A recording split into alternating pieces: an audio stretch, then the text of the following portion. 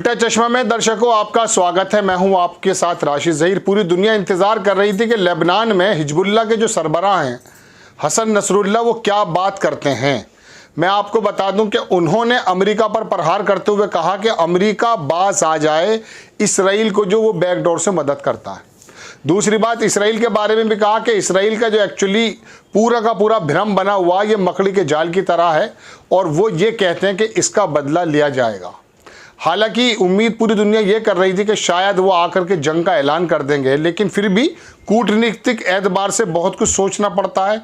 वो क्या वजह रही है। और दूसरी खबर मैं आपको ये दूंगा इस एपिसोड में कि आपको याद है वैगनर ग्रुप, वो बंदा जो रशिया के लिए लड़ता है यूक्रेन में और कई जगह, अभी पिछले दिनों बगावत भी कर दी थी पुतिन साहब से, उस वैगनर ग्रुप ने हिजबुल्लाह को एंटी एयर डिफेंस सिस्टम देने की बात कही है। अमेरिका के अखबार कह रहे हैं कि देने जा रहा है, जबकि सीरिया कहता है कि दे चुका है। तीसरी खबर में ये बताना चाहता हूं दर्शकों के बराबर गाजा के अंदर इतनी बमबारी हो रही है, इतनी ज्यादा एयर स्ट्राइक्स हो रही हैं कि वहां मृतकों की जो संख्या है वो 9,500 के करीब पहुंच गई है। मैं आपको सिलसिलेवार खबर दिखाता हूं। अल जजीरा ने छापा, हसन नसरुल्लाह ने कहा कि all scenarios are open, all option are laid out. In his speech addressing Israel war on Gaza, Nasrullah says Hezbollah is ready for all possibilities. Hasan Nasrallah ने कहा कि सारी पॉसिबिलिटीज़ जो हैं हमारे लिए खुली हुई हैं और तमाम सिनेरियो भी खुले हुए हैं। आगे लिखता है अखबार के, stop your export to Israel. Israel को जो आप मदद कर रहे हैं उसको बंद करें। $14 बिलियन की मदद की है अमेरिका के। स्पीकर जैसे चुना गया फौरन ही पैसा रिलीज हो गया। Hezbollah Nasrallah says Arab and Muslim countries should work together to stop war on Gaza. Hasan Nasrallah ने कहा कि मुस्लिम मुल्कों को एक साथ इकट्ठा होकर के गाजा पर जो वार है उसको स्टॉप करने की बात को करना चाहिए। दूसरी बड़ी खबर में दर्शकों ये दिखाता हूं आपको कि US intelligence thinks Wagner plans to send air defence system to Hezbollah. अगर हिजबुल्लाह को ये एयर डिफेंस मिल जाता है तो भविष्य में अगर हिजबुल्लाह लड़ाई के लिए आता है, जैसे कि उम्मीद अब बहुत ज़्यादा प्रबल हो चुकी हैं, तो वहाँ पर अगर इसराइल अपने किसी प्रकार के तैयारे कहते हैं जो एयर स्ट्राइक वो करता है तो उसको मार गिराने में सफल होंगे। और मैं समझता हूँ कि नसरुल्लाह ने शायद इसी वजह से इतनी जल्दी यलगार नहीं की है, वरना लग यूँ रहा था कि जुमे की नमाज के बाद यानी कि कल जब वो अपनी स्पीच देंगे उसमें शायद वो खुली जंग का ऐलान कर देंगे, लेकिन सधे हुए अल्फाजों से अमेरिका को थोड़ा सा चेताया और इसराइल को चेताया और शायद ये लाम्बिंग करने की वजह है। अब दर्शकों ये मैंने आपको खबर दिखा दी। इधर एक अखबार छापता है कि US intel suggest Syria Assad agreed to send Russian missile system to Hezbollah with Wagner group. ये भी आपके सामने खबर है, ग्रुप हेल्प। ये वैगनर ग्रुप आपको मैं बता चुका हूँ, तस्वीर भी मैं लगा देता हूँ। ये यूक्रेन से लड़ा, पुतिन के लिए लड़ा करता था। बाद में पुतिन के खिलाफ भी इन्होंने बगावत कर दी थी। पुतिन ने बुलाया, कंप्रोमाइज़ किया और उसके बाद उनका मर्डर हुआ या जो भी कुछ हुआ बहरहाल ये। लेकिन वैगनर ग्रुप बहुत मजबूत है।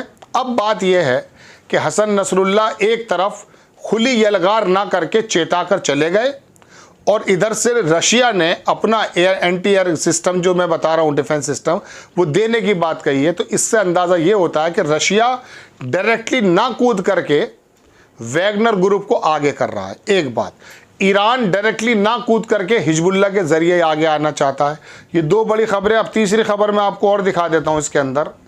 ये वो SA-22 है जो मैं आपकी स्क्रीन पर लगा रहा हूँ। ये वो एंटी एयरक्राफ्ट वो सिस्टम है जिससे ज़मीन से जो है हर तरह के हमले को रोका जा सकता है। बाइडन साहब इधर अपना कुछ बयान दे रहे थे। खबर में लगा देता हूँ कि खातून यहूदी ने इंतखाबी मुहिम में मसरूफ़ अमरीकी सदर को गज़ा याद दिलाया। स्क्रीन दिखा देता हूँ मैं आपको। और लेबर पार्टी के जो साबिक यानी कि पूर्व जो सरबराह हैं, गज़ा तबाही पर खामोशी, अमरीकी अशराफिया को शर्म आनी चाहिए। साबिक सरबराह लेबर पार्टी, कई लोग कह रहे हैं लेकिन शर्म किसको आएगी, वो तो बहरहाल बराबर अपना काम कर रहा है जो उसको करना है।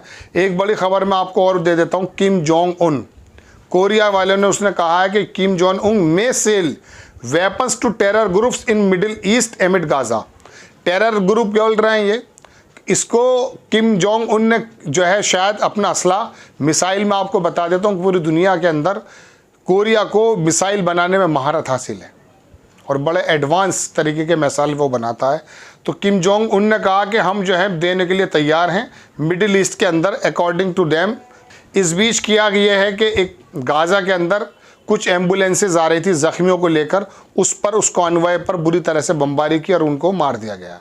The Israeli military bombed a medical convoy carrying critically wounded Palestinians near Al Shifa hospital in Gaza. बहरहाल दर्शकों, ये लंबी खबर है, एक खबर में और दिखा देता हूँ आपको इसी एपिसोड में कि इसराइल ने 3 हॉस्पिटलों को निशाना बनाया है। अल शिफा हॉस्पिटल, इंडोनेशियन का हॉस्पिटल, अल कुद्स हॉस्पिटल।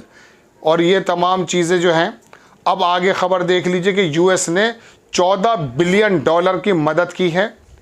किसी ने कार्टून छापा है कि बाइडन साहब पैसा लेकर के ज्यूस को दे रहे हैं और वो वहाँ पर नरसंहार कर रहा है, आपकी स्क्रीन पर है। तो दर्शकों, बात यह कि हसन नसरुल्लाह ने कहा अब ये लड़ाई किस रुख की तरफ जाएगी आजकल परसों तक में ही पता चल जाएगा। रुकने के कोई आसार नहीं है।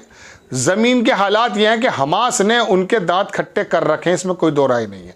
333 सैनिक अपने बताता है इसराइल, लेकिन कल ही की खबर यह है कि कई सारे सैनिकों को मौत के घाट उतार दिया गया और कई सारे टैंक हमास ने अपनी वीडियो जारी करते हुए दिखाया कि किस तरह से उन्होंने उन टैंकों को उड़ा दिया है। ज़मीन पर तो इसराइल वाकई पिटाई हो रही है, लेकिन वो आने के बाद एयर स्ट्राइक करता है और वह बेकसूर लोगों पर, अस्पताल पर, यूनिवर्सिटीज़ पर, इन तमाम जगहों पर बमबारी करके बेकसूर लोगों को मार रहा है। आपको खबर कैसी लगी अपनी राय कमेंट्स बॉक्स में ज़रूर दीजिए। चैनल को सब्सक्राइब कीजिए, शेयर कीजिए। नेक्स्ट टाइम मैं किसी खबर के साथ आता हूँ। जय हिंद।